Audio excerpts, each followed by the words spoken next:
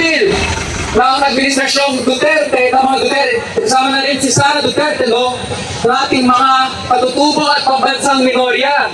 Kaya naman, tinatawagan natin ngayon mula sa Bay Indigenous Women's Network, si Kim Palyao, Lupang Ninuno! Depensahan! Depensahan! Ipaglaban! Depensahan! Depensahan! Ipaglaban! Lupang Ninuno!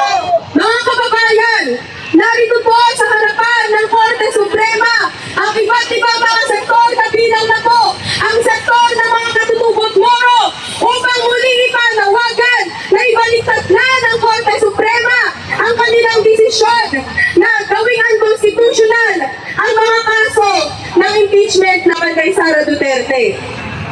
Napakarami po ng kasalanan ni Sara Duterte laban po sa aming sektor, laban po sa mga pambansang minorya. At isa na nga lang po rito ang pagpapasara sa 11 mga paaralang lumad sa Mindanao noong siya po ang mayor ng Davao City. Ayaw na po nating madagdagan ang 612.5 million na korupsyon ni Sara Duterte. Isama na rin po natin ang 4.5 billion na confidential and intelligence funds ni Marcos Jr.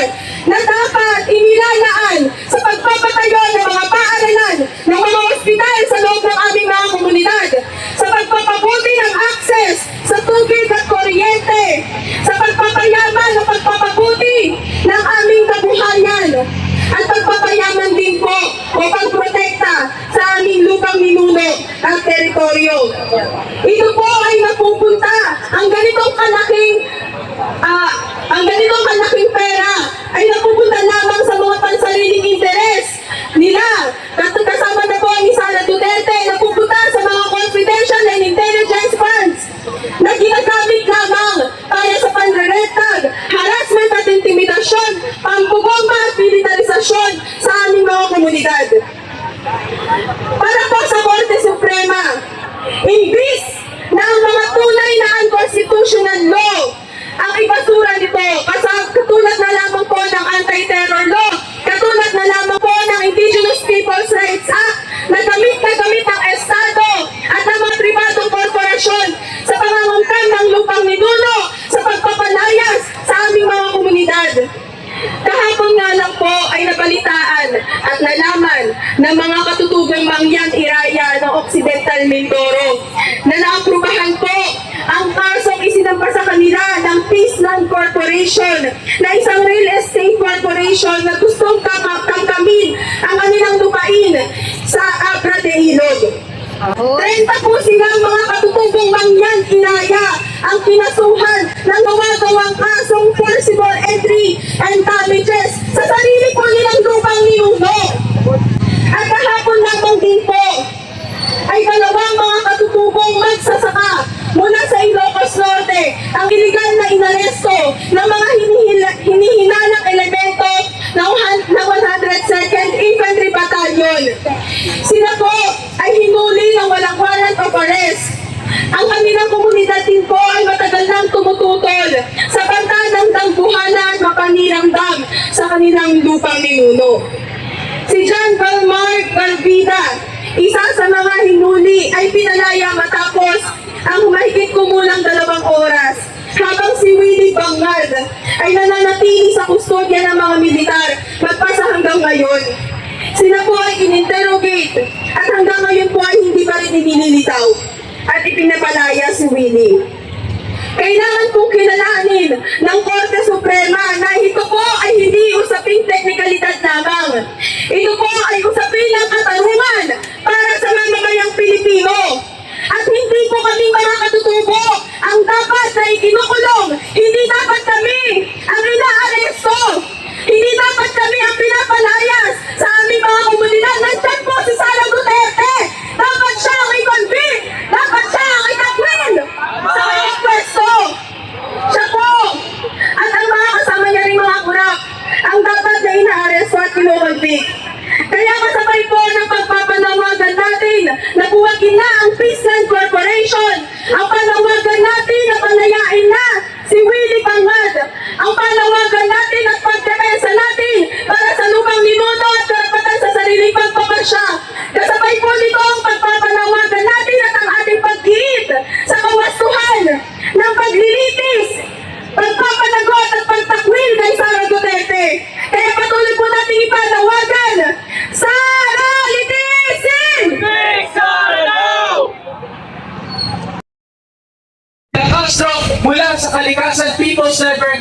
environment. Marcos singilin! Duterte panagutin! Duterte panagutin! Marcos singilin! Kasama ang hanay ng mga tanggol kalikasan na galit sa desisyon ng Korte Suprema, maging sa pagpatay sa impeachment proceedings ng Senado, sa pinagtatakpan nilang korupsyon at sa pinagkakait nilang pagpapanagot. Parehas ang Korte Suprema at ang Senado na nagpapakalunod sa teknikalidad.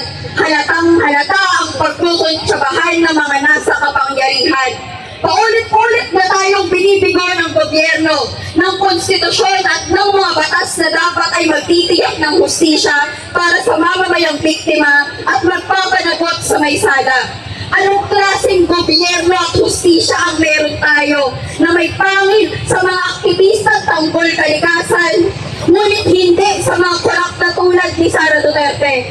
Napakadali sa kanila, nakasukan at paratangan tayo, samantalang yung mga lantaran at patong-patong na kasalanan sa mamamayan, napakaraming paikot-ikot na palusot, malagpasan lang ang pananagutan. Ang perang nilustay ng korap na si Sara ay para dapat sa serbisyo publiko. Habang lumalangoy sa perang pinurap si Sara Duterte, ang mamamayan ay lubog sa kahirapan at disaster. Ang perang napunta sa CIF ay malamang na ginamit para sa paniniktik at pag-atake sa mga aktivista at tanggol kalikasan. Rumururok na ang kabulukan ng sistema, lalong nababaladra kung kaninong interes ito pumapabor. Malinaw na hindi sa mamamayan. Hindi natin makakalimutan na yung mga nasa Senado at Korte Suprema, hindi lang tayo pinipigot sa impeachment para kay Sara. Sila rin ang pare-parehas na mga pumanig para sa mga proyektong sumira sa kalikasan at kabuhayan ng mamamayan tulad ng pagminina at reklamasyon. Pumayag sa mga anti-mamamayan at pasistang polisiya at sila rin ang nagkait sa mamamayang patong-patong na ang pinaglalabang hustisya. Ano nga naman ang aasahan natin sa mga burokrata kapitalistang alipin ng kapangyarihan at pera? Ano nga naman ang aasahan natin sa mga Panginoong may lupa, komprador, tutak ng mga kroni at mga imperialistang bansa? Wala. Lalong pinapakita na wala nang ibang aasahan ng mamamayan kundi ang pagtatayo at pagtatatag ng sarili nitong lakas. Lalong nagiging makatwiran ang panawagan For life and for rights. Convict! Convict! Convict Sara now!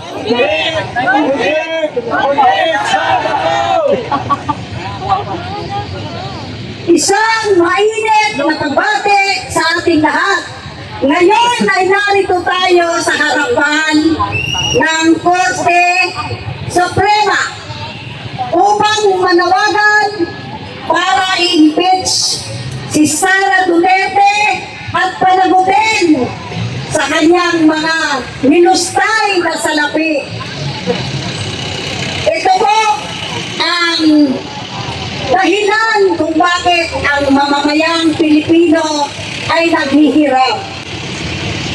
Gusto natin pong panagutin ang kanyang ama at mismong siya.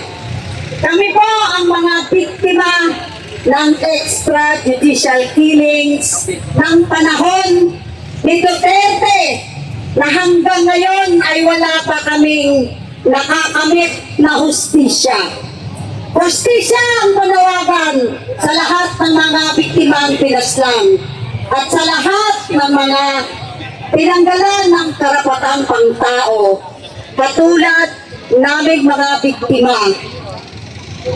Alam po natin na sa panahon ni Duterte, si Sara Duterte ang mayor ng Davao na siya rin po ang nagpatuloy sa uplantakhang ng kanyang ama at patuloy pa rin na pinapaslang ang mga mamamayang Pilipino higit sa lahat dahil ito po ang trial ni Duterte.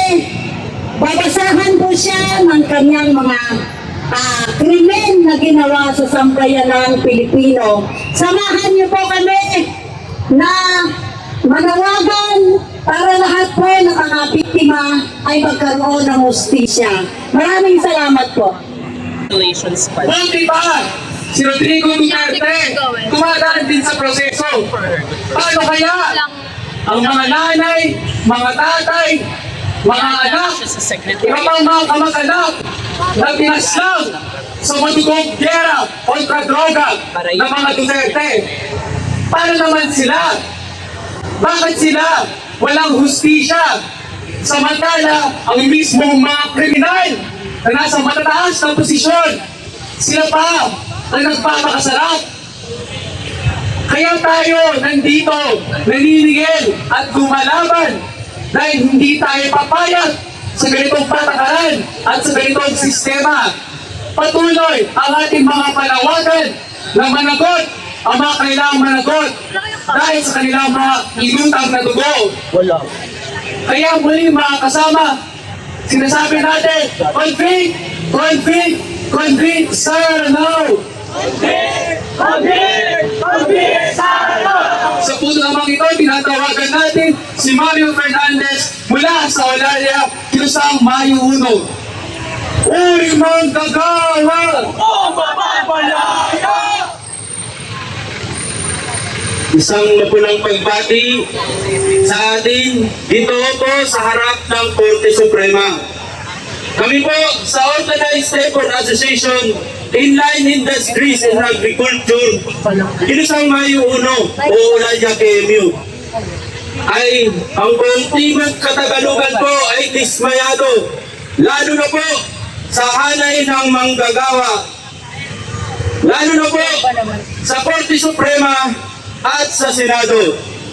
Pagit po ng manggagawa sa ika-19 Congress na nabalitaan po namin ang 200 piso. Sana napag-uusapan sa Senado. Ngunit ito po ay napasura. Labis po namin itong ikinaldismaya. Ang mga manggagawa sa Timog ng Tagalugan ay ginagawang laboratorio ng mga kapitalista. Sana po, Korte Suprema, marinig nyo kami.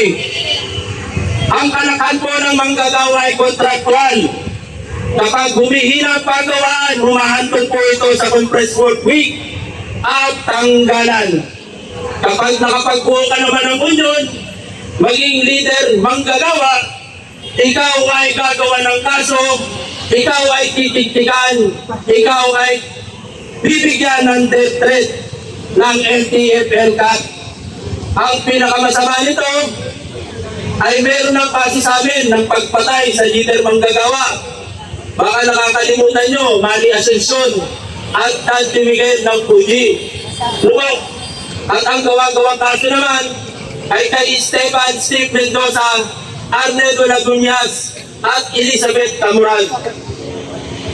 Korte Suprema, napakabilis po ninyong aksyonan ang tungkol kay Sara Duterte. Paano naman po ang hanay ng manggagawang kontraktual? Naandyan po sa inyong tanggapan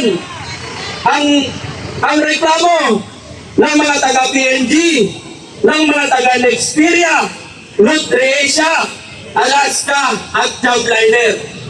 At kahit po may desisyon na sa inyong korte, ang pagawaan po ng EPTEC ay 390 na manggagawa. Contractual sila, dapat ay regular. Ngayon po ay hindi pa rin pinatutupad ng kapitalista.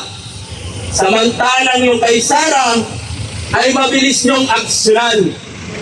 Isa itong manifestasyon na ang inyong tanggapan na ang inyong tanggapan ay hindi lamang nagsisilbi sa naghaharing uri, dapat sa malapad na hanay ng manggagawa, dahil ang manggagawa ang siyang nag-aambag ng buwis araw-araw. Nag-aambag yan dahil sa withholding tax namin. Pagpasok namin sa pangunahing bilhin, naandyan pa ang buwis.